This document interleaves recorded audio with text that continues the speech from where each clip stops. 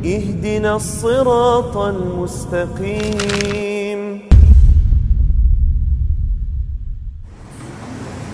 Bismillahirrahmanirrahim.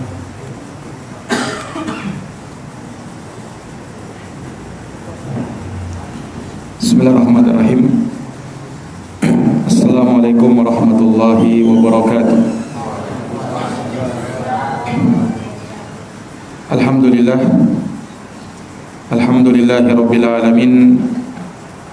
Wa bihi nasta'inu ala umuri dunya waddin. Asyhadu an la ilaha illallah wahdahu la syarika lah, ilahul awwalin wal akhirin. Wa asyhadu anna Muhammadan abduhu wa rasuluhu shadiqul amin, sallallahu alaihi wa ala alihi wa sahbihi wa man tabi'ahum bi ihsanin ila yaumiddin wa sallama tasliman katsira. Amma ba'd. Ikhwani wa akhwati fillah, azani Allah wa iyyakum. Alhamdulillah, pada malam hari ini kembali kita dapat berkumpul dalam rangka tafaqquh fiddin, di mana kita melanjutkan pembahasan dari kitab Tauhid alladzi huwa haqqullahi 'alal 'abid, karya Syekhul Islam Al-Imamul Mujaddid Muhammad bin Abdul Wahhab An-Najdi rahimahullahu taala. Kita masih dalam bab majaa fir ruqa wat tamaim, bab keterangan-keterangan yang datang seputar ruqyah-ruqyah dan jimat-jimat, di mana telah kita bacakan sejumlah riwayat yang ada di dalam bab ini. Hadits yang pertama dari Abu Bashir Al-Ansari radhiyallahu anhu dalam riwayat Bukhari dan Muslim, bahwasanya beliau pernah bersama Rasulullah sallallahu alaihi wasallam dalam sebagian safar beliau. Maka diutuslah seorang utusan untuk menyerukan alla yabqayanna fi raqabati ba'irin qiladatun min watarin aw qiladatun illa quti'at, agar jangan lagi ada di leher-leher unta suatu kalung dari watar, yakni dari tali busur, atau suatu kalung apa saja, melainkan harus diputuskan, karena diyakini sebagai sesuatu yang bisa mendatangkan maslahat atau kemanfaatan dan menghilangkan suatu kemudaratan selain Allah. Dan di dalam hadits ini Nabi SAW melarang menggantungkan itu kepada hewan-hewan. Ya, artinya kalau kepada hewan saja dilarang, maka tentu saja lebih dilarang lagi kalau itu terjadi pada manusia. Sebab manusia adalah makhluk yang mukallaf, yang diberikan beban syariat. Nah, kemudian juga telah kita sebutkan hadis Ibnu Mas'ud radhiyallahu anhu, di mana Rasulullah sallallahu alaihi wasallam bersabda, innar ruqa wat tamaim wat tiwalata syirkun. Sesungguhnya ruqyah-ruqyah, kemudian jimat-jimat dan tiwalah, ya, semacam ilmu sihir, itu adalah kesyirikan. Ya, yakni semua yang terjadi dari ruqyah-ruqyah ataukah jimat-jimat dan tiwalah, itu semuanya adalah kesyirikan, yakni apa yang terjadi di masa Nabi SAW pada kebanyakan jenisnya. Pada kebanyakan jenisnya, walaupun tentu saja dari pembahasan itu perlu dirinci terkait dengan ruqyah misalnya, demikian pula pada jimat-jimat. Nah, kemudian telah kita sebutkan pula hadis dari Abdullah bin Ukaim, yang mana beliau adalah bapak dari Ma'bad al-Juhani, ya, salah seorang yang pernah, ya, disebutkan menyimpang dalam masalah takdir. Ya, pernah dilaporkan oleh seorang atau dua orang tabi'in yang mulia yang bernama Humaid bin Abdurrahman dan Yahya bin Ya'mur kepada Abdullah bin Umar tentang Ma'bad al-Juhani, yang dia menyimpang dalam masalah takdir. Nah, bapaknya Ma'bad al-Juhani ini adalah sahabat Nabi yang bernama Abdullah bin Ukaim. Ya, beliau meriwayatkan hadis secara marfu' dari Nabi, man ta'allaqa syai'an wukila ilaihi. Barang siapa yang menggantungkan sesuatu dari jimat-jimat, maka dia akan diserahkan kepada sesuatu itu. Yakni dia tidak akan mendapatkan perlindungan dari Allah Subhanahu wa taala. Iya. Maka itu 3 riwayat yang beliau sebutkan. Kemudian Syekh menjelaskan tentang apa itu tamaim, yaitu jimat-jimat, yakni sesuatu yang digantungkan kepada anak untuk bisa melindungi dari penyakit ain. Sesuatu yang bisa melindungi dari penyakit ain, yakni penyakit karena hasad pada mata, kemudian itu digantungkan kepada anak-anak. Nah, ya sama seperti apa yang dilakukan oleh sebagian kaum muslimin pada hari ini dengan mengaitkan atau menjadikan ikat pinggang pada anak-anak kecil, ya, berupa tali-tali yang berwarna hitam terkadang atau selainnya, ya, dalam rangka untuk menangkal penyakit.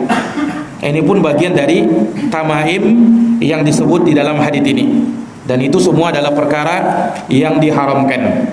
Nah, akan tetapi telah kita terangkan bahwa apabila yang digantungkan itu termasuk dari ayat-ayat Al-Quran, maka sebagian ulama salaf memberikan rukhsah terhadapnya, yaitu membolehkannya.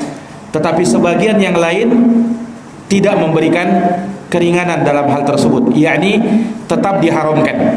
Walaupun yang dijadikan jimat itu adalah ayat-ayat Al-Quran, tetapi tidak sampai dalam batas kesyirikan. Kenapa? Karena pada dasarnya Al-Quranul Karim merupakan syifa, sebagaimana dalam Al-Quran, wa nunazzilu minal Qur'ani ma huwa syifa, dan kami turunkan dari Al-Quran apa yang menjadi obat penawar, menunjukkan Al-Quran itu bisa menyembuhkan. Nah, sehingga kalau orang menggantungkan jimat berupa Al-Quran tidak sampai dihukumi syirik, tetapi minimalnya kita katakan itu sesuatu yang dilarang di dalam agama. Dan itu pendapatnya sahabat Abdullah bin Mas'ud. Kenapa? Sebab tidak pernah dicontohkan oleh Nabi dan oleh para sahabatnya, sehingga hal tersebut dihukumi oleh para ulama dengan perbuatan bid'ah. Dengan perbuatan bid'ah, sebab tidak pernah dikerjakan oleh Nabi dan tidak pula dicontohkan oleh para sahabat Nabi sallallahu alaihi wasallam. Andaikan hal tersebut baik dan disyariatkan, tentulah mereka yang paling utama untuk mengerjakannya. Lau kana khairan la sabaquna ilaihi. Andaikan perkara itu baik, niscaya para pendahulu kita dari kalangan ulama salaf akan lebih dahulu mengerjakan dan mengamalkannya. Nah, ini para hadirin yang dirahmati dan dimuliakan oleh Allah Subhanahu wa taala. Nah, kemudian beliau melanjutkan masih menerangkan tentang masalah ruqyah. Kata beliau, warruqa, dan ruqyah. Ruqyah itu ar-ruqa telah berlalu, dia adalah jamak dari kata ar-ruqyah. Sementara ruqyah itu sendiri telah lewat pembahasannya. Dia adalah ucapan-ucapan yang dibaca oleh seseorang untuk meminta perlindungan, yaitu kepada Allah Subhanahu wa taala, atau untuk mendapatkan perlindungan dari Allah. Bacaan-bacaan yang diucapkan untuk meminta perlindungan dari Allah, itu meminta perlindungan kepada Allah atau agar bisa mendapatkan perlindungan dari Allah Subhanahu wa taala. Iya. Beliau tambahkan keterangan di sini, hiyallati tusammal azaim, bahwa ruqyah itu adalah sesuatu yang disebut sebagai azaim.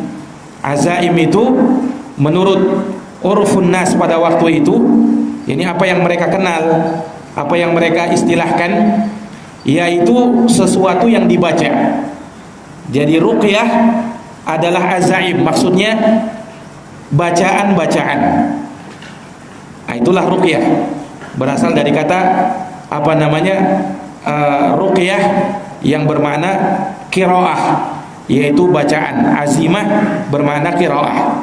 Nah, wa khassa minha dalilu ma khala minasyirki, dan dalil mengkhususkan pembolehan ruqyah itu apa yang tidak terdapat di dalamnya kesyirikan. Yani kalau ruqyah yang terbebas dari syirik maka itu diperbolehkan. Faqad rakhasa fihi Rasulullah sallallahu alaihi wasallam minal aini wal huma. Maka Rasulullah SAW memberikan rukhsah terhadap ruqyah, yakni dari penyakit ain atau penyakit huma, yaitu sengatan hewan yang berbisa. Sengatan hewan yang berbisa. Nah, maka ikhwani fiddin menunjukkan bahwa di sana ada ruqyah yang diperbolehkan. Iya.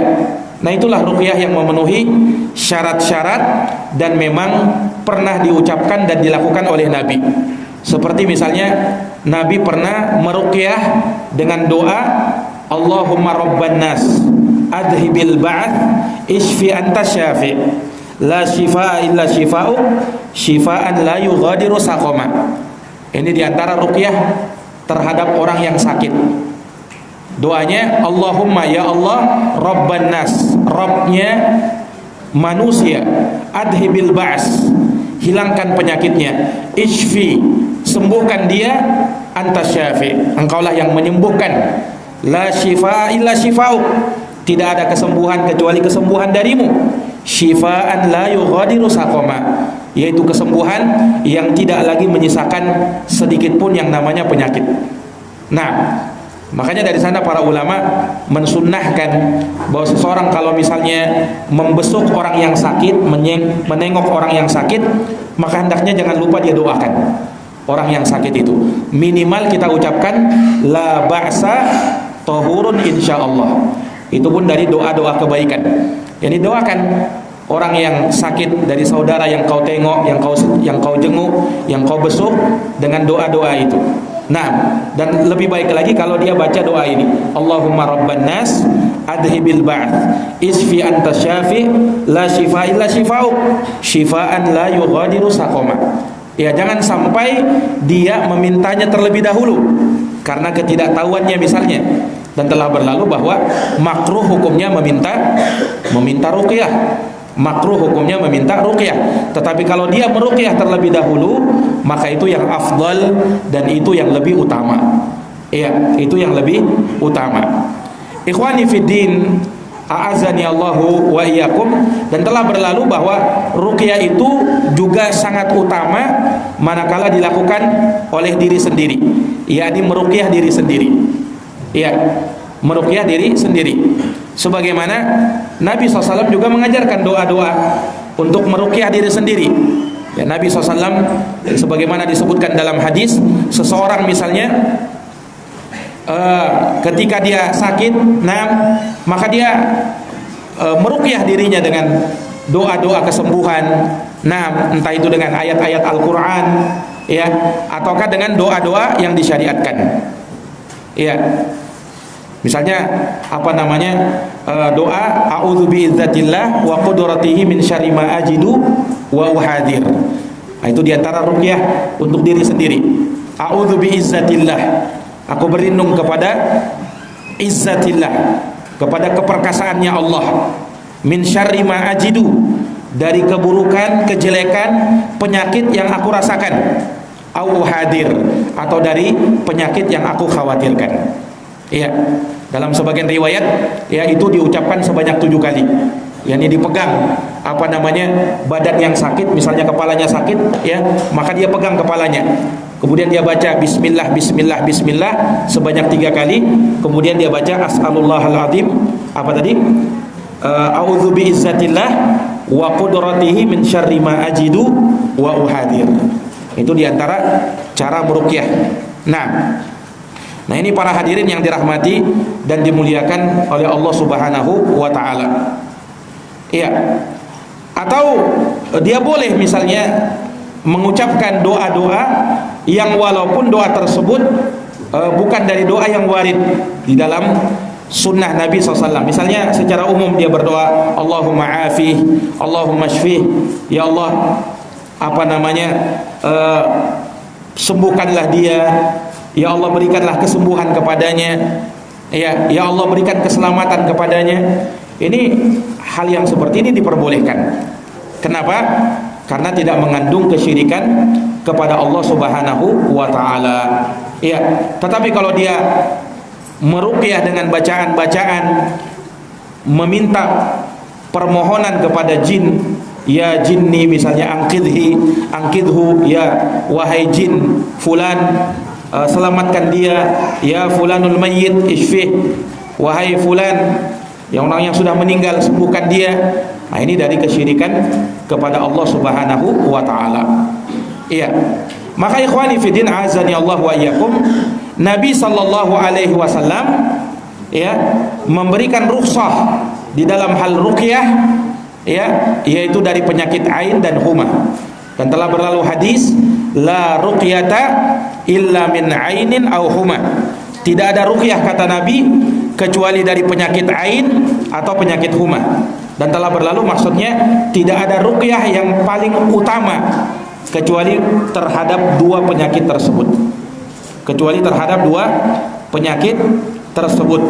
Nah, bukan artinya membatasi ruqyah itu hanya pada penyakit ain atau orang yang disengat hewan berbisa.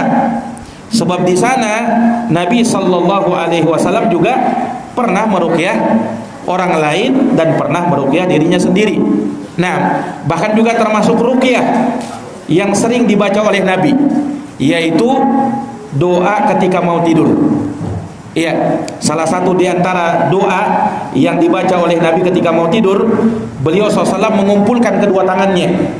Kemudian beliau meniup di kedua tangannya tersebut sambil membaca al-mu'awwidzat, yakni qul huwallahu ahad, qul a'udzu birabbil falaq, dan qul a'udzu birabbin nas.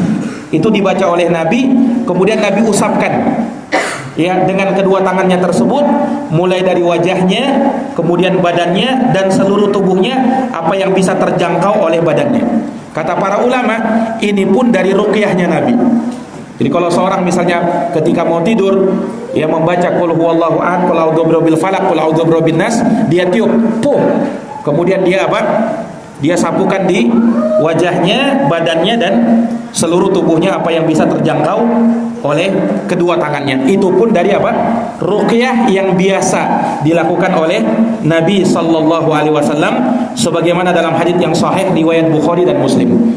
Hadis tentang hal tersebut sahih riwayat Bukhari dan Muslim. Nah, ini para hadirin yang dirahmati dan dimuliakan oleh Allah Subhanahu wa taala.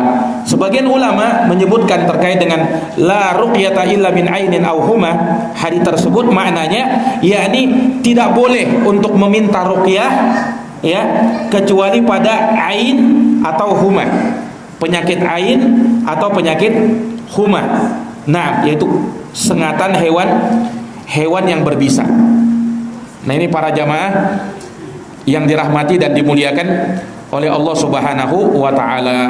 Ya, sebagaimana juga masyhur dalam kisahnya sahabat yang meruqyah dengan surat Al-Fatihah ya kepada seorang yang merupakan kepala dari kampung tersebut, kepala kampung, diruqyah oleh salah seorang sahabat. Dalam satu riwayat yang meruqyah itu adalah sahabat Abu Sa'id Al-Khudri, dan dia meruqyah dengan surat Al-Fatihah saja, dan sembuh ternyata ya bekas dari gigitan atau sengatan hewan berbisa itu, sehingga kepala kampungnya kembali menjadi sehat.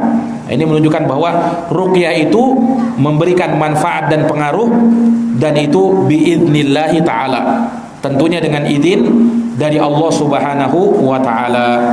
Nah, ikhwani fiddin azani Allah wa iyyakum, dan telah berlalu ya syarat dibolehkannya ruqyah, ya bahwasanya ruqyah tersebut tidak boleh diyakini bisa memberikan manfaat dengan sendirinya. Tidak boleh diyakini seperti itu. Harus apa? Biidznillah, dengan izin dari Allah Subhanahu wa taala. Karena tidak ada yang bisa memberikan manfaat atau menolak mudarat kecuali Allah. Adapun ruqyah cuman sebab. Adapun ruqyah cuman sebab. maka tidak boleh meyakini bahwa ruqyah itu bisa memberi manfaat dengan sendirinya tanpa izin dari Allah. Tidak boleh. Nah, dan juga tidak boleh ada sesuatu dari ruqyah itu yang menyelisih syariat, dari doa kepada selain Allah misalnya, beristighatsah kepada selain Allah, atau dari perkara-perkara yang diharamkan.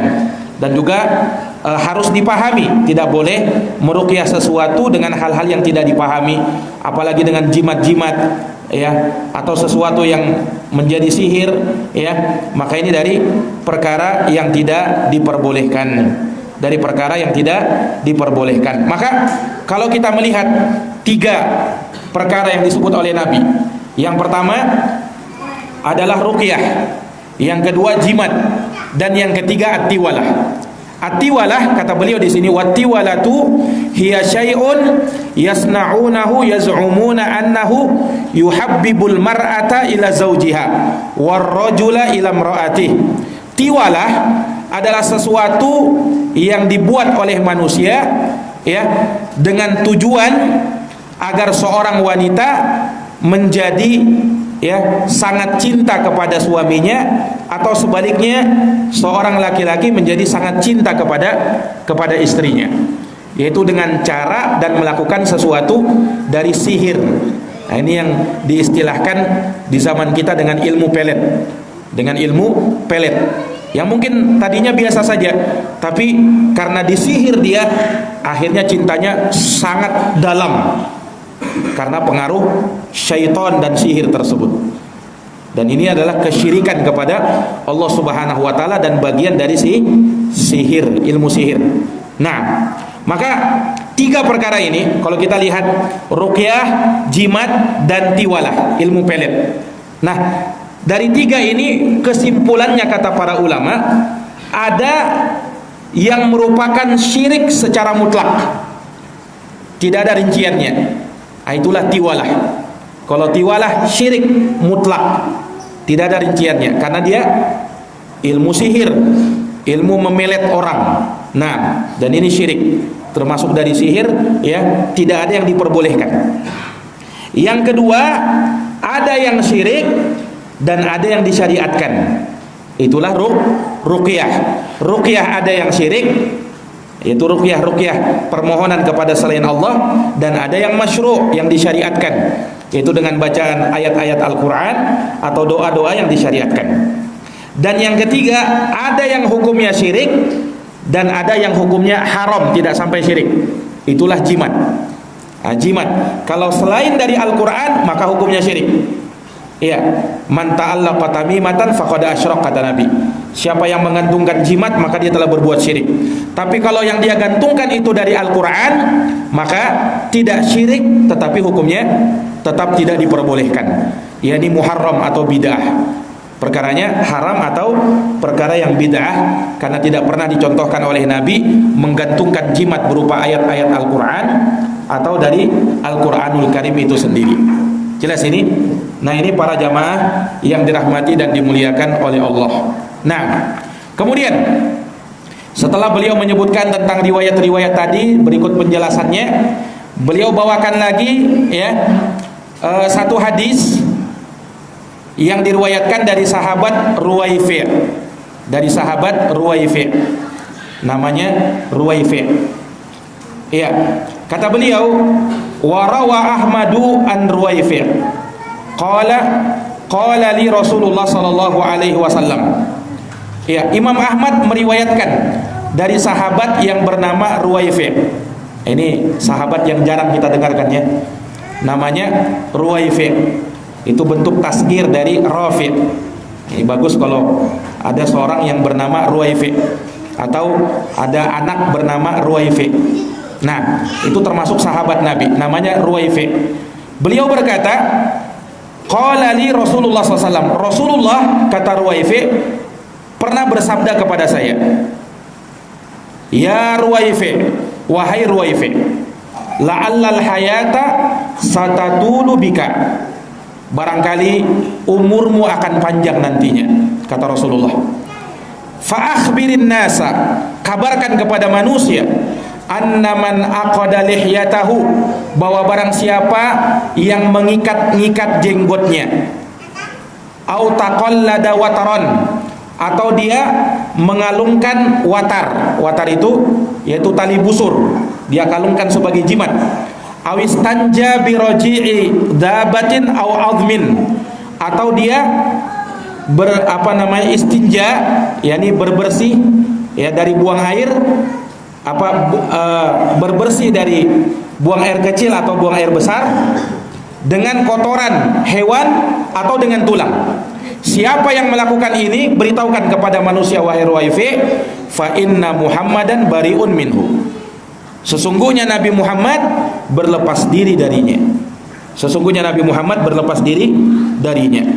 Nah, hadis ini diriwayatkan oleh Imam Ahmad, Abu Daud, ya, dan oleh Imam An-Nasai, At-Tabrani dalam Al-Kabir, dan sanadnya sahih. Sanadnya adalah sahih. Nah, ikhwani fiddin, a'azzani Allah wa iyyakum. Jadi hadis ini bersumber dari sahabat Ruwaifi, yang mana Rasulullah pernah berpesan kepada Ruwaifi. Tetapi sebelum itu Rasulullah mengawalinya dengan apa? La'allal hayata satatulu bika. Wahai Ruwaifi, barangkali umurmu itu akan panjang. Kata para ulama, ini alamun min alamin nubuwah, tanda dari tanda-tanda kenabian Nabi Muhammad SAW. Nabi berucap seperti itu dan betul seperti itu. Ternyata sahabat Ruwaifi termasuk sahabat yang terakhir-akhir meninggal. Ya, karena umur beliau panjang. Umurnya Ruwaifi itu panjang umurnya, sesuai dengan apa yang disebut oleh Nabi di sini.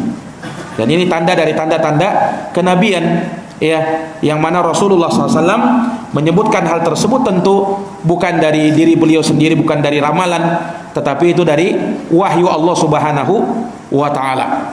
Nah, maka karena Ruwaifi umurnya panjang, Nabi berpesan supaya menyampaikan hal ini kepada manusia, menyampaikan perkara ini kepada manusia. Ini menunjukkan kepada kita, seorang muslim, ya, manakala tahu dari perkara-perkara yang merupakan perkara agama, apalagi perkara-perkara tauhid, kesyirikan, dia mesti sampaikan kepada manusia. Jangan dia sembunyikan dari manusia, dia sampaikan. Ya, sebab kapan ilmu itu disembunyikan, maka ilmu itu akan dilupakan oleh manusia.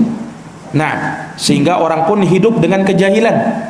Maka perlu kita sampaikan yang namanya tauhid, dan perlu kita jelaskan yang namanya apa? Yang namanya syirik. Nah, dan tidak ada pada hari ini, ya, orang-orang yang paling bersemangat mendakwahkan tauhid dan melarang dari kesyirikan kecuali mereka ahlus sunnah wal jamaah. Nah, sebagian orang mengatakan bahwa dakwah kepada tauhid dan syirik itu hanya memecah belah umat, katanya. Subhanallah. Dakwah kepada tauhid dan syirik memecah belah umat. Bagaimana bisa? Para nabi dan para rasul, dakwah mereka itu, kalau dikatakan memecah belah umat, na'am, memang harus pecah belah. Yakni pecah belah antara muwahhidin dengan musyrikin. Tidak mungkin mereka bisa disatukan. Orang-orang yang bertauhid tidak mungkin bisa bersama-sama dengan orang-orang musyrikin. Nah, orang-orang yang berada di atas agama yang benar, agama yang hak, tidak mungkin bisa disamakan dan disatukan dengan orang-orang yang berada di atas kebatilan. Nah, ini para hadirin yang dirahmati oleh Allah. Maka pesannya Nabi kepada Ruwaifi, kabarkan kepada manusia, wahai Ruwaifi, bahwa barang siapa yang melakukan perkara-perkara ini. Nabi sebutkan di dalam hadis ini 3 perkara yang semuanya dilarang dan diharamkan dalam agama. Ada yang hukumnya syirik dan ada yang hukumnya haram. Yang pertama, orang yang mengikat jenggotnya. Nah, dia buat jenggotnya itu dibuat kayak cacing-cacing itu, ya, dikepang, dikuncir, ya, jenggotnya. Ada orang begitu? Nah, dikepang jenggotnya itu. Nah, siapa yang melakukan perbuatan ini? Itu yang pertama. Yang kedua, taqallada wataran. Nah, ini yang sudah kita bahas juga, yaitu yang menggantungkan tali busur. Tali busur dia gantungkan, ya, dia olah sebagai jimat. Ya, ini sudah berlalu bahwa ini bukan mimbabil hasar, bukan hanya pembatasan hanya dari tali busur. Apapun yang dia kalungkan, yang dia pakai, yang dia ikat, ya, pada dirinya, entah dari tali busur atau dari tali yang lain. Yang jelas dia meyakini itu bisa menghilangkan mudarat, mendatangkan manfaat, sama hukumnya. Nah, orang yang melakukan perbuatan ini yang kedua. Kemudian yang ketiga, orang yang berbersih, yakni cebok dengan menggunakan kotoran hewan atau dengan tulang. Tulang. 3 perkara ini kata Nabi, fa inna Muhammadan bariun minhu. Sesungguhnya Nabi Muhammad sallallahu alaihi wasallam berlepas diri darinya. Ini kalimat bahwa Nabi SAW berlepas diri darinya, ini menunjukkan bahwa dosanya dosa yang besar. Ya, karena tidaklah disebutkan bahwa Nabi berlepas diri, melainkan dia termasuk dari dosa yang bukan dosa kecil, dosa besar. Maka 3 ini hukumnya dosa besar, bukan dosa kecil. Apa yang pertama tadi? Yang mengepang, menguncir jenggotnya. Nah, kenapa itu dilarang? Nah, ini kan pertanyaannya, mengapa itu kok sampai dijadikan sebagai dosa besar? Nah, ini ada ilatnya, ada sebabnya. Ya, dahulu kata para ulama, orang-orang yang melakukan perbuatan ini tidaklah dilakukan kecuali oleh orang-orang kafir dari kalangan umat-umat terdahulu, semacam Fir'aun dan semisalnya. Makanya kalau kita lihat Fir'aun itu ya, dalam gambarannya itu kadang jenggotnya begitu ya, ada semacam kunciran-kunciran, ya kan? Wallahu alam. Nah, tetapi itu dilakukan oleh orang-orang dahulu. Ya, dari kalangan orang-orang kufar. Maka melakukan hal tersebut dari bentuk apa? Tasyabbuh bil kufar, menyerupai orang-orang kafir. Dan Nabi melarang, man tasyabbaha biqaumin fahuwa minhum. Barang siapa yang menyerupai suatu kaum, maka dia bukan dari umatku, maka dia termasuk dari kaum tersebut. Nah, dalam riwayat yang lain ya, Rasulullah SAW bersabda, laisa minna man tasyabbaha bighairina. Bukan dari umatku orang yang tasyabbuh dengan orang-orang kafir. Menguncir jenggot itu tasyabbuh dengan orang kafir. Itu larangan pertama. Kenapa dilarang menguncir jenggot itu? Yang kedua, dilarang kenapa? Karena dahulu orang-orang jahiliyah, musyrikin jahiliyah juga melakukannya, dan mereka lakukan itu sebagai bentuk kebanggaan. Nah, mereka berbangga dengan itu. Jadi kalau dikuncir, apalagi sampai dikuncirnya bagus ya, dikasihnya mungkin pita-pita ya kan, dikasihnya pokoknya dikuncirnya dengan hal yang paling bagus ya, makanya mereka berbangga dengan itu, sehingga mereka tumbuh dalam diri mereka kesombongan, dan memang supaya dimuliakan oleh orang, supaya diagungkan oleh orang-orang. Nah, makanya mereka melakukan hal-hal yang seperti itu supaya dianggap sebagai seorang raja, sebagai seorang yang terhormat, tuan ya, atau pembesar di kaumnya. Dan banyak-banyak pembesar-pembesar di zaman itu melakukan hal tersebut, menguncir jenggot untuk kebanggaan. Nah, ini larangan kedua, karena hal tersebut bisa membawa orang untuk sombong dan berbangga diri. Nah, ini para hadirin yang dirahmati oleh Allah. Larangan yang ketiga, kenapa menguncir jenggot itu dilarang ya? Karena dulu juga orang-orang musyrikin jahiliyah, mereka meyakini bahwa dengan menguncir jenggot itu bisa menghindarkan diri dari penyakit ain. Nah, jadi itu sebagai penangkal juga katanya, sebagai penangkal dari penyakit penyakit ain.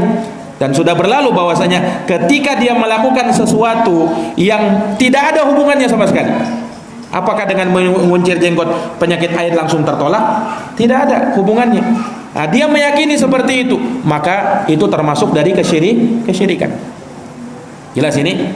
Nah, ini terkait dengan keyakinan orang-orang musyrikin terdahulu. Makanya menguncir jenggot itu termasuk dari dosa besar.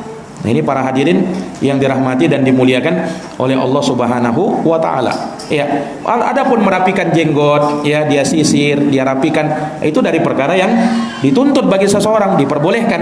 Tetapi kalau merapikannya sampai menguncirnya, nah itu dari perkara yang tidak boleh. Sama kalau dia ikat. Karena mungkin jenggotnya terlalu panjang, dia ikat pakai karet kah atau pakai tali ya, atau dia merasa risih akhirnya dia dia ikatkan dengan apa begitu. Nah, ini termasuk dari perkara yang dilarang di dalam agama. Aqada lihyatah itu masuk di dalam mengikat jenggot. Dia ikat dengan tali, memang sengaja untuk melakukan hal tersebut. Maka itu dari perkara yang dilarang. Nah, ini hal yang pertama yang dilarang oleh Nabi. Yang kedua, taqallada wataron. Nah, orang-orang yang taqallada wataron. Ya. Baik, ikhwani fiddin, a'azani Allah wa iyyakum. Ya.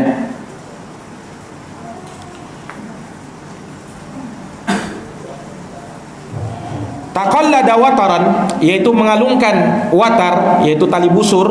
Ini sudah berlalu ya pembahasannya, bahwasanya orang-orang jahiliyah dahulu mengalungkan tali busur mereka itu pada hewan-hewan tunggangan mereka, baik pada onta atau pada kuda.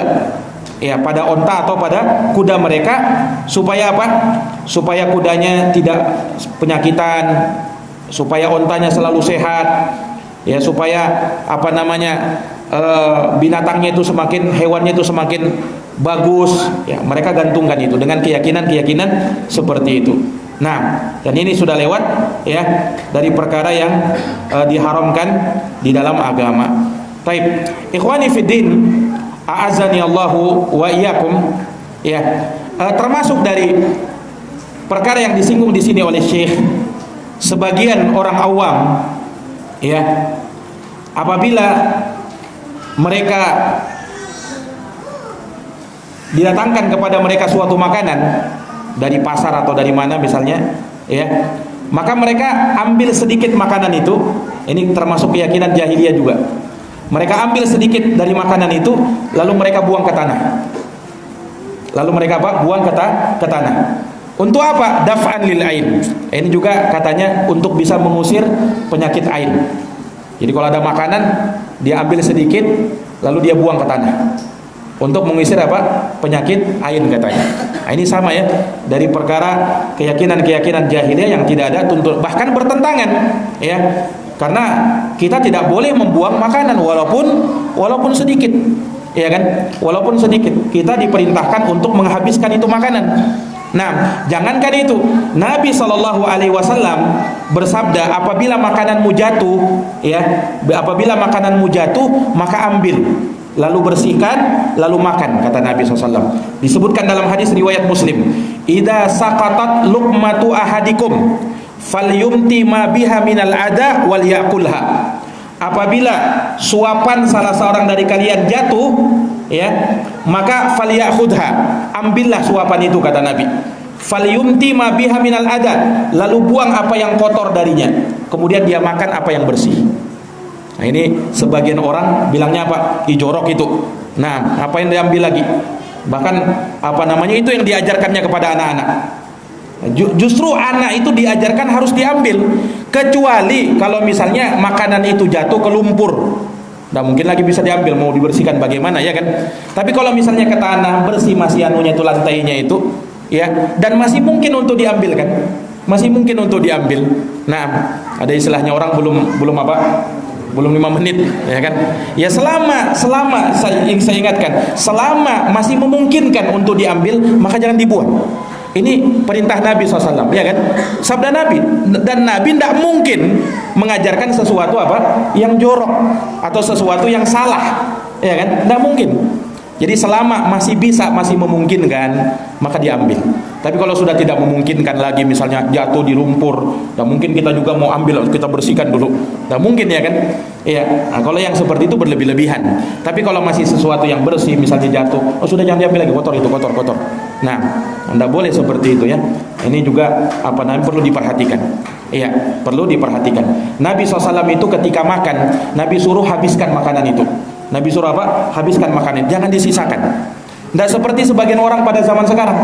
Ya, apalagi kalau makan di warung, gengsi kalau menghabiskan makanan semuanya. Ya kan? Sengaja disisakan itu, Pak. Sengaja disisakan itu. Coba pergi ke warung-warung itu. Sebagian anak muda terkadang itu. ya kan? Bahkan makanan yang disisakan itu separuhnya. Padahal mungkin masih mau dia makan itu, tapi gengsi kalau dihabiskan. Subhanallah. Nah, akhirnya dibuang makan. Bahkan pernah saya melihat dulu ya, ada orang makan ya, mereka rombongan orang begitu ya, banyak di situ. Itu mereka makan sedikit saja, mereka tinggalkan makanannya itu, mungkin mereka ambil 3 kali suapan atau 4 kali suapan. Setelahnya mereka pergi. Subhanallah. Makanan masih banyak utuh di situ, terbuang akhirnya. Nah, hanya gara-gara keadaan sebagian mereka mungkin gengsi menghabiskan makanan, akhirnya seperti itu. Nabi SAW mengajarkan apa?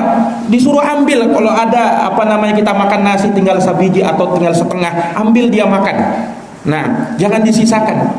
Dan jangan terpengaruh dengan perkataan sebagian orang, anunya ini, selain orang jalaknya ini. apa istilahnya, bahasanya rakusnya ini. Nah, ya kadang sebagian orang begitu ya. Nah, ini ndak selisihi perkara yang seperti itu. Jangan dipikirkan orang mau bilang rakus, mau bilang apa. Nah, yang penting kita mencontohkan apa yang disunahkan Nabi Sallallahu Alaihi Wasallam. Nah, ini para hadirin yang dirahmati dan dimuliakan oleh Allah. Baik, ini hadis insyaallah taala kita akan bahas di pertemuan yang akan datang. Masih ada 1 hadis atau 2 hadis terkait dengan bab ini. Nah, insyaallah taala di pertemuan yang akan datang biidznillah. Ya, kita akhiri dan kita tutup dengan doa kafaratul majlis. Subhanakallahumma wa bihamdik asyhadu an la ilaha illa anta astaghfiruka wa atubu ilaik. Walhamdulillahirabbil alamin. Assalamualaikum warahmatullahi wabarakatuh.